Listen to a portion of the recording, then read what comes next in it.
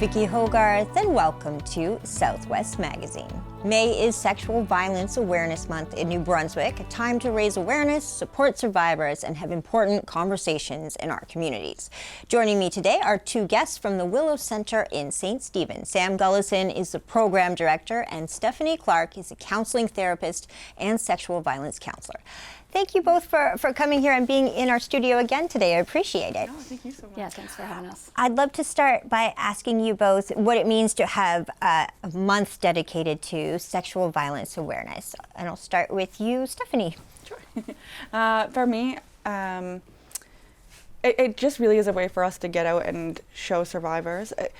Like having one day is important, which we'll talk about as we talk about Teal Day, which I love, but having a whole month of starting conversations and because the conversation is hard, so being able to come in and out of the conversation is really important. So being able to stop in and say, hey, this is what's happening, and then when it gets too emotional, backing out. But it just is a whole month where the doors open and people see throughout the whole community, this is something that we can talk about. And so it's just that visibility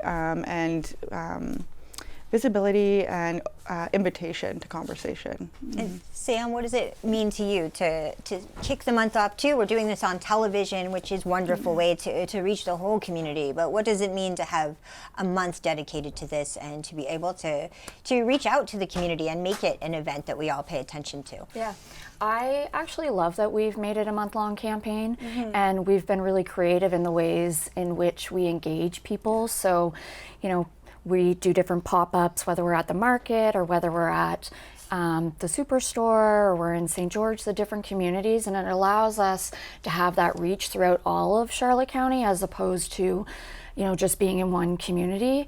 And it's what I also love about it is it gives opportunity for community members and businesses to participate in ways that, you know, feel good to them and make sense for them and what they're doing. And so I think we start those conversations early, but then people continue to talk about it beyond that.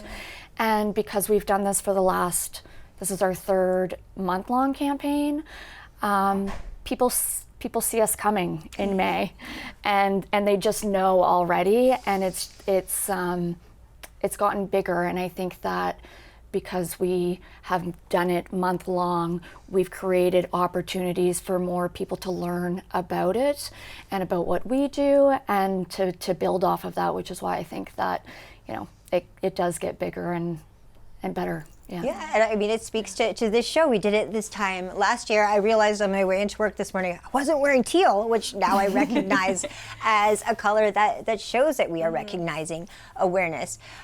When it comes to what's under the umbrella of sexual violence, I think maybe there can be misconceptions that it has to be quite severe in nature. How do you define it to people who haven't had this conversation yet? Yeah, that's a great question, and it I'm always long-winded, so I'm like, it's never just one answer. But really, sexual violence is anything that has made you feel like it's any non-consensual sexual activity. So that could be someone making you feel really uncomfortable in the way they're speaking to you, not respecting boundaries, not asking your consent before touching you. But especially, we think of it as a violent act, but you see this in relationships a lot even, of one partner wants to have sex and the other's like, oh, I don't want to tonight, and then they push and push, and like coercion is a part of it. And so defining coercion, what is that? It was like the persistence and trying to convince someone, or guilt tripping, or different things like that you wouldn't necessarily always consider or thinking about in a relationship. It can still be sexual violence. And the statistic previously was like over 80% of sexual violence, there was like no physical marks or harm done to the individual.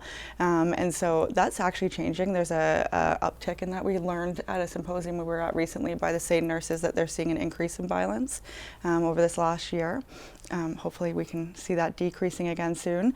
But that really speaks to that, is that it's not always this violent thing that you think, and it's oftentimes done by people that we know that are close to us, and a lot of times that's why these conversations are important, is sometimes people don't even know what they did was coercive. So that's why we need to talk about coercion and consent. and understanding that consent is more than just no. And it's, you know, when you, in the example that Steph gave about, you know, if you're in an intimate partner relationship and you don't want to be intimate and have sex, but they push and they push and they push and eventually you give in, that's not consent. And many people, you know, often don't recognize that, and so that's another reason around, like, you know, the conversations and being able to identify, like, what is consent? You know, it is freely given, it's not coerced, it is no, you can change your mind, and that's the other piece of it. And just because you've agreed to something once doesn't mean that you're agreeing to it at a different time. And so, you know, I think that when we're thinking about sexual violence and what that means and how to have those conversations, I think that the consent piece goes hand in hand with that. Stephanie, you mentioned that there seems to be a rise in sexual violence. Can you contribute that to anything? Sometimes factors, even the economy can be a factor that people don't think about. 100%. I think the economy has a bigger part to play than you can imagine. When you think of a trauma, like, there's the fight, flight, freeze response, and then we talk about like, some people call it fawn. I split it into two groups and call it submit and attach. But when you think of, like, we're an entire society that's been traumatized by COVID, economic crisis, division in the world, wherever you stand on the political stage. But we're seeing higher rates of homelessness and instability. We're seeing people who just don't know how they're going to feed their family. And that stress is increasing. And of course, it's going to lead to more violence because people are going to not be able to tolerate. Our windows of tolerance are getting smaller, rightfully so. It's really hard right now in the world. It's easier to snap. And when you don't have the language for that and we're not talking about it, then you internalize it. So then you hide it from everybody. And then the hiding becomes shame. And then that becomes external, which again is why a month-long campaign is really helpful, because as we're talking about it and I say, oh man, yeah, I snapped at my dog last night because her barking was insane. And then somebody else hears that and goes, oh, I'm not crazy. Like, that's normal. But if we're not saying those things out loud and internalizing it, then that builds up and becomes repressed rage, or just repressed emotion in general. And we're going to talk about all the ways in which you're raising awareness this month across Charlotte County, but I did want to tell people at home a little bit, in case this is the first time they're seeing you on our program, and you've been on many times before, but what the Willow Center is in the community, because it's a few years that you've been a part of Charlotte County. So Sam, tell us a little bit about your role and how you work with other organizations. Yeah, thanks. It's interesting because we do have some people that we engage with. They're like, we've never heard of you. And then other people, they're like, we've heard of you for 2 years. So my role, like, we built the service for those that have been impacted directly or indirectly by sexual violence. So whether you are a victim or a survivor, however you identify in that, while also providing supports to perhaps you're a mom of a child that's been impacted. So we have services available for them as well. And our services include free counseling.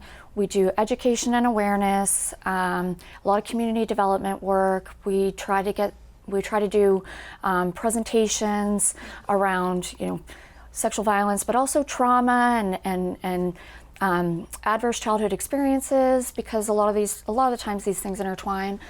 And so we try to do those when requested. Steph also does training within other organizations and service providers, or to service providers. And that's kind of the scope of it. We'll do advocacy and crisis support as well as needed.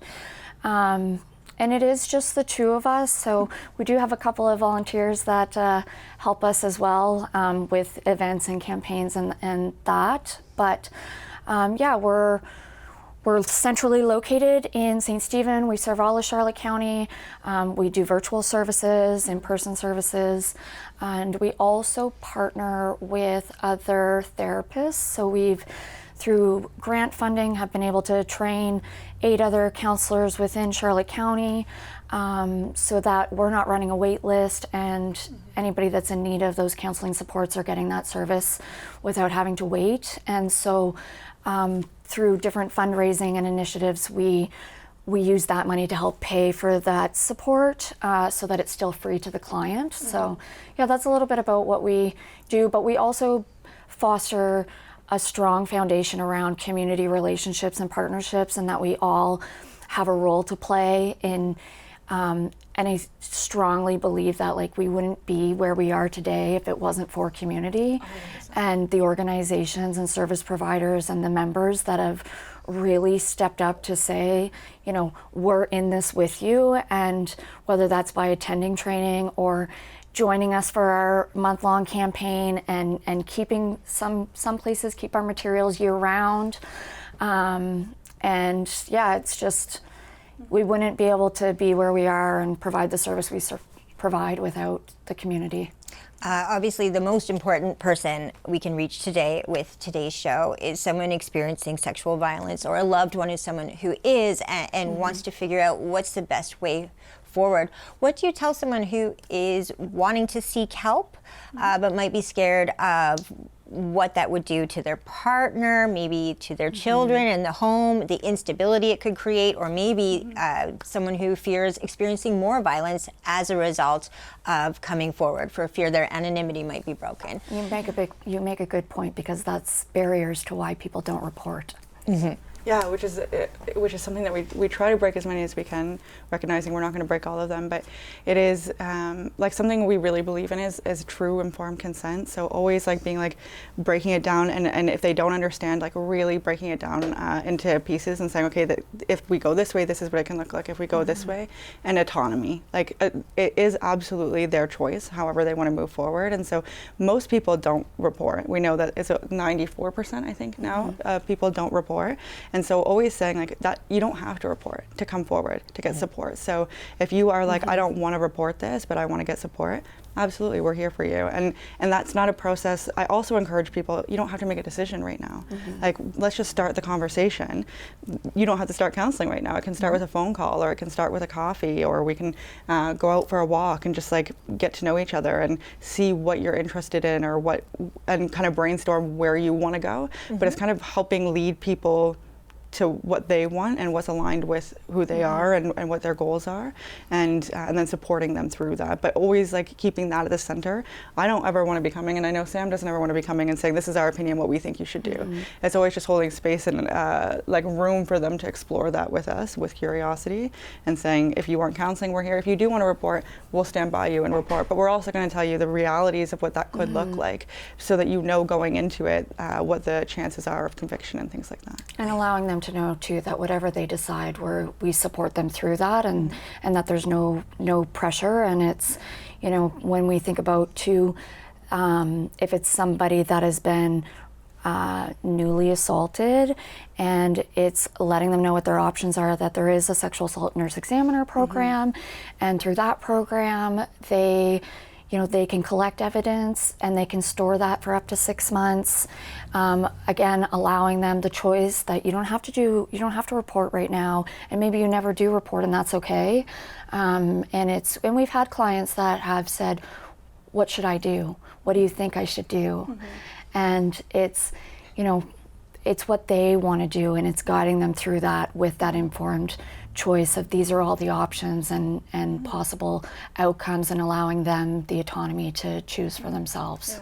And process through that decision. So like, why are you asking me why? Let's talk about what's the hesitation here for this one, and what is the draw towards this. So it's always exploring those underlying deeper feelings related to it, to help them process what they're thinking about it or what they want.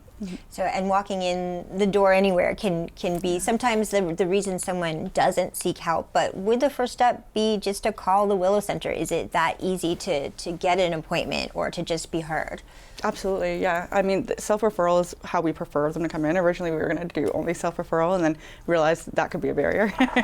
So we do accept referrals from service providers as well. But I had a client call just 2 weeks ago and just say, hey, I heard about you. I'd like to set up services. So we had a quick phone call and then went from there. So it's a phone call. I'd say social media, but we are two people that can't manage social media, so email is the other way. That would be really good. Or if you see us out, grabbing us and just hopefully during a work day and just say, hey, can we connect? And then getting in touch. And yeah. Now, you mentioned sexual violence in the last year has been on the rise. Do you have any other data that might speak to Charlotte County or this area or New Brunswick in terms of what levels people are experiencing this, both men and women? I know that there's a percentage of men too. Absolutely. Yeah, well, in Charlotte County, we know that in 2025, the number of RCMP reported sexual violence incidents were, there were 61, which nearly doubled from the year before. And I really love what Steph said. Rather than looking at only 6% report, there's 94% that aren't reporting. And provincially, the numbers have also climbed. I believe actually we're already 5 months into this year, and the numbers are nearly at the same number that they were for the entire year of 2025 for New Brunswick. Wow. And additionally, in Charlotte County, when we're looking at the RCMP zones, Charlotte County is the second highest number for sexual violence offenses, with Oromocto being the first. I think it was 147 last year was the total, and I think we're at 137 so far this year, Yeah. and that was 2 weeks ago, or yeah, almost 2 weeks ago now. And those are reported. So when you think of that, that's like in Charlotte County, that's over 1,000 people roughly in 2025 that would have experienced it, and over 3,000 people last year, and so far this year would be 3,000 people almost that have experienced sexual violence. And to be honest, like, those are the statistics. We can't be exact with statistics, and I know a lot. Sometimes I'm like, that statistic feels even higher than that, but these are the statistics that we're working with. There was and when we think about the people that we're working with, not everybody has reported, and we know that as well, right? So we work with a significant amount of people that aren't reporting. And I do like to think that, you know, there's, with the shift in the government providing funding for there to be 13 organizations within the province right now, that over the last, that's 8 more than what there was 3 years ago.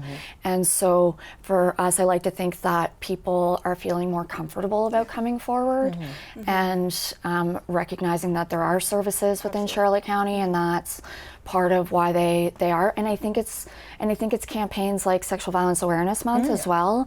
And we've seen a ripple effect where people have shared their stories publicly online for the first time, and then to follow that and to see other people saying, thank you, I've never told anybody, and this has really been validating and given me what I need to be able to say, this has happened to me as well. Yeah, absolutely. Stigma can play such a detrimental role. And Vicki, I don't know if you know this, I don't know if I've ever told you, but the first time that we were ever on for Teal Day, I think it was Teal Day, or maybe it was another thing that we were doing that we were here for, but we had a client come up to one of the events that we were putting on after being on CHCO and said, I saw you on CHCO, and I just knew that I needed to reach out. And like, we've done such incredible work together since then, but it's things like this that really make a difference, where people see and they see themselves represented, and they see this as a safe space. So thank you for providing Well, that. we know it takes a village, and that speaks to why we are making Sexual Violence Awareness Month a big deal in Charlotte County, Teal Day as well. But tell us a little bit about how you're collaborating with local businesses, organizations to really drive this home this month. Well, this is really Sam's the collaborator. She's amazing, but we will reach out to local businesses, and throughout all of Charlotte County. Like, the first year it was mostly St. Stephen and St. Andrews, a little bit of St. George. The second year we got out to some of the islands. This year we'll talk about that a little bit more in depth, but hopefully even further being expanded. But we'll meet with local businesses like the Superstore, the Independent on Grand Manan, and places, and do pop-ups there. The Civic Center, we did a pop-up yesterday.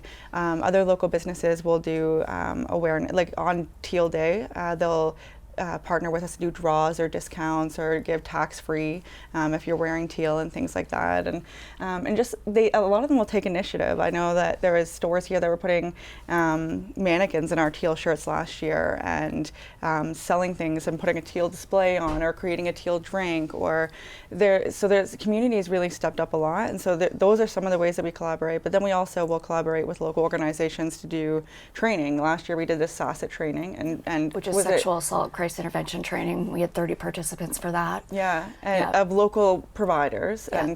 and that participated in that and learned how to like receive disclosures. What do you do in this situation, and which is really incredible. Yeah, and it was a way of Yeah. like, how do we prevent, secondary wounding, and because we are a team of 2, so being able to collaborate and provide a training where there's now 30 other individuals in the community who have this training and how to respond. Yeah.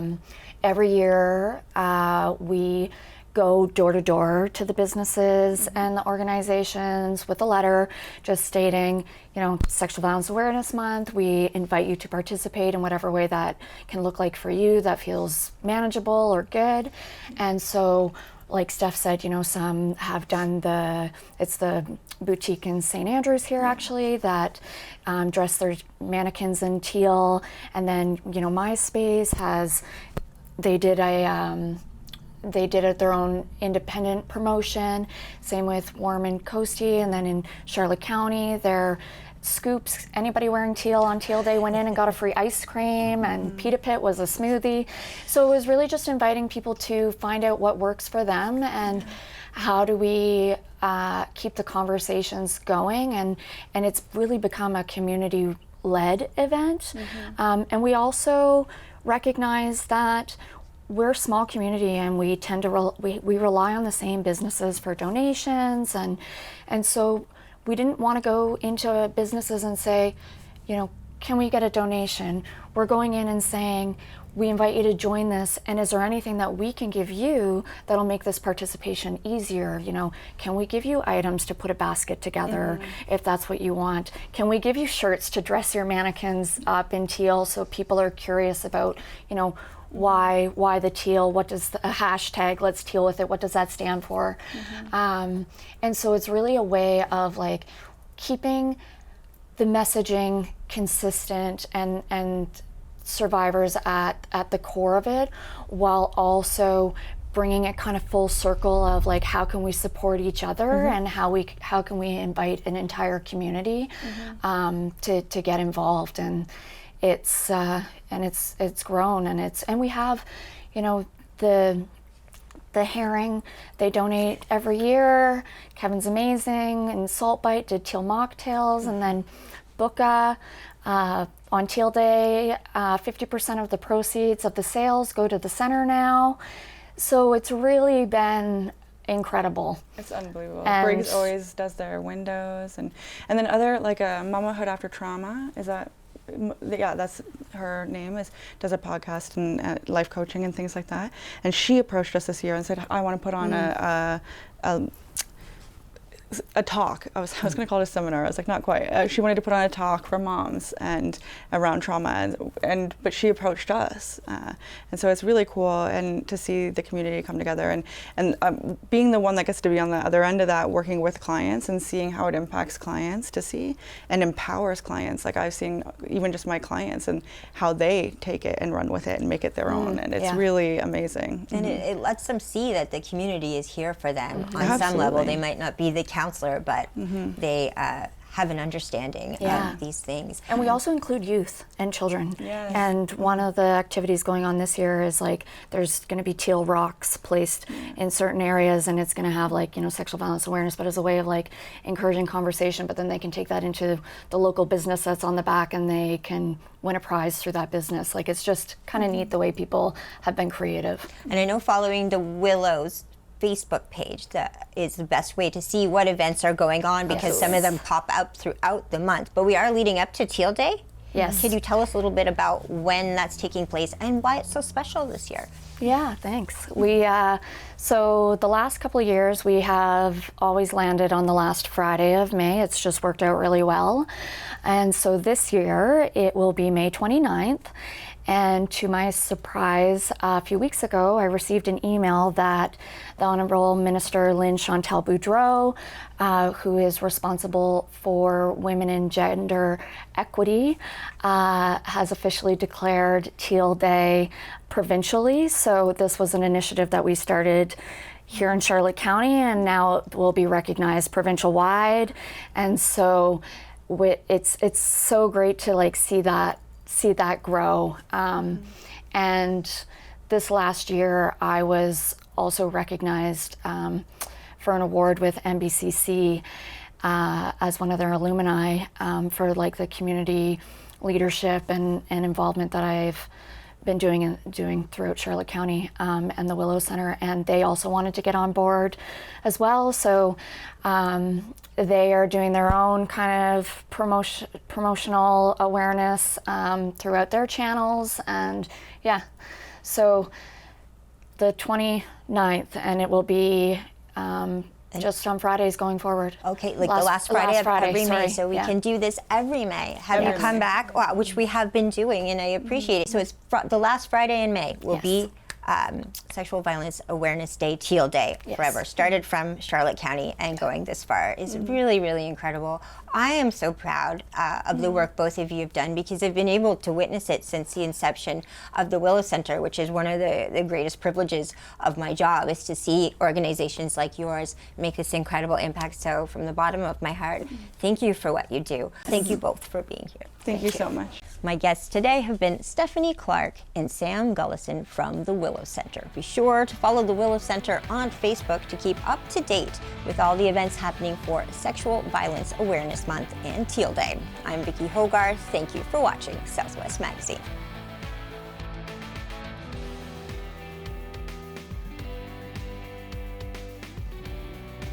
Southwest Magazine is a news and public affairs production of CHCO Television.